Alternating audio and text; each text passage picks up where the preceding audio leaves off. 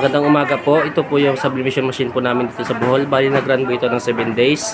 Na may total meters na 308. Printer head.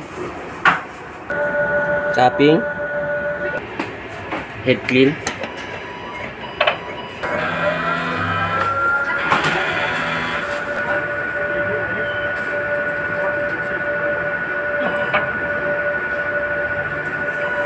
After head clean po, punasan po yung wiper. Tsaka yung excess ng capping.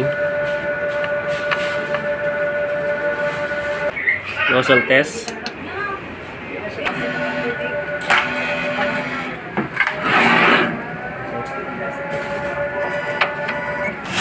Ink system po ay tama lang po. Waste tank po ay nilinis tuwing Monday. AVR. Ito naman po yung aking ICC profile. Weekly physical inventory po. Ito po yun. Ito naman po yung aking supply po. Ito po yung CMYK ko po. Use ink po. Dito po. Subli paper. Andito naman po yung aking nagamit na mga ink. Ito po yung cyan. Magenta. Black. Yellow. Subli paper po. Ito po yung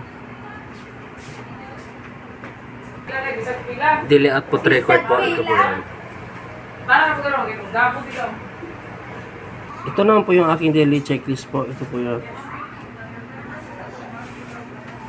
Yan na po. Salamat.